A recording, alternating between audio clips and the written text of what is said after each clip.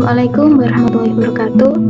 Sebelumnya perkenalkan, nama saya Amalia Turutul Abidah dengan NPM 3523110008 dari Prodi Pendidikan IPA Universitas IPET semester 3. Di sini saya akan memaparkan review artikel jurnal bioteknologi dalam bidang bioenergi.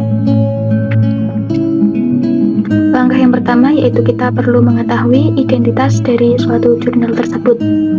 Di sini dari jurnal yang saya ambil memiliki judul artikel Quantitative Psychology and Biomassa Composition of Cyperlinearity in Ethanol Grown Culture dengan nama jurnal Bioteknologi for Biofuels and Bioproduct volume 17 bulan dan tahun Desember 2024 halaman 142 dengan nama penulis Marcel Viraora, Marieke Warmerdam, Erik de Halster, Marcel van den Broek, Jean Marsdaren, and Jack T.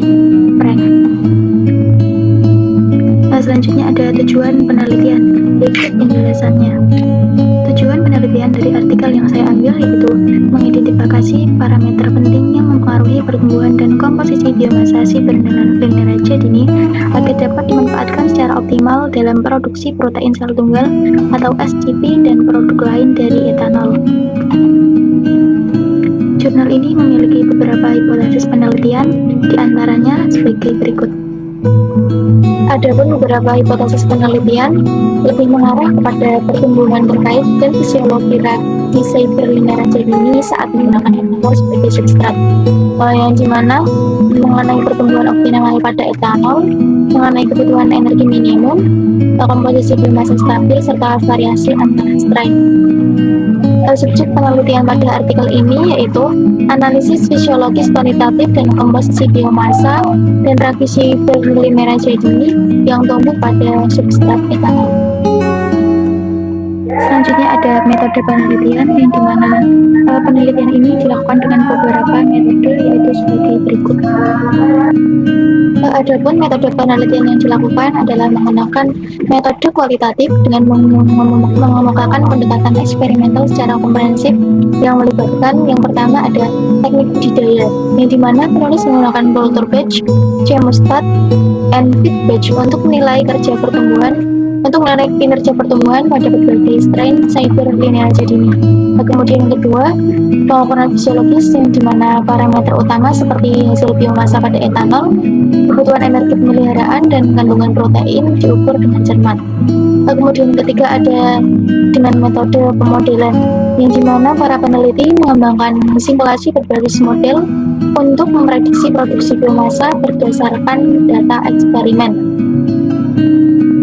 Ketiga metode ini merupakan metode multi-aspek yang memungkinkan analisis yang kuat terhadap kinerja ragi dan aplikasi potensialnya dalam produksi biofuel dan bioproduk. Berdasarkan metode penelitian yang telah dilakukan, didapatkan hasil dan pembahasan yang akan dipaparkan pada slide berikutnya. Berikut adalah hasil dan pembahasan yang dimana cyperlinearity ini menunjukkan hasil biomassa maksimum sebesar 0,83 gram biomassa etanol yang dikonsumsi dengan kebutuhan pemeliharaan ATP sebesar 2,7 mol ATP per gram biomassa per jam, kandungan protein yang stabil sekitar 0,54 gram protein per gram biomassa dipertahankan bahkan pada laju pertumbuhan rendah. Di antara 30 strain yang dievaluasi, 11 menunjukkan pertumbuhan cepat pada etanol yang menunjukkan potensi yang kuat untuk aplikasi industri. Studi ini menyoroti perbedaan kandungan protein antara kultur chemostat 54% dan kultur feed batch 42%, yang dimana menunjukkan bahwa kondisi budidaya mempengaruhi komposisi biomassa secara signifikan. Jadi kesimpulannya pada artikel ini yaitu penelitian ini memberikan wawasan yang berharga mengenai fisiologi kuantitatif cyperlinearity dini, yang dimana dapat menjadikannya sebagai kandidat yang menjanjikan untuk produksi SCP dari etanol. Para penulis juga berhasil menghubungkan antara karakteristik fisiologis dengan aplikasi praktis yang membuka jalan bagi penelitian masa depan yang bertujuan untuk meningkatkan proses bioteknologi. Selain itu, ada pun beberapa kelebihan dan kekurangan dari artikel ini.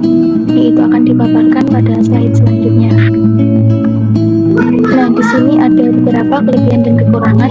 Nah, untuk kelebihannya yang pertama pertumbuhan cepat, efisiensi energi, kandungan protein tinggi, syarat nutrisi sederhana serta ramah lingkungan.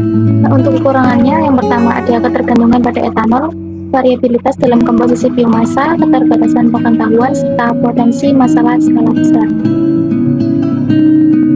Mungkin cukup sekian pemaparan review artikel jurnal yang saya sampaikan. Kurang lebihnya mohon maaf. Wabillahi taufiq wal hidayah. Wassalamualaikum warahmatullahi wabarakatuh.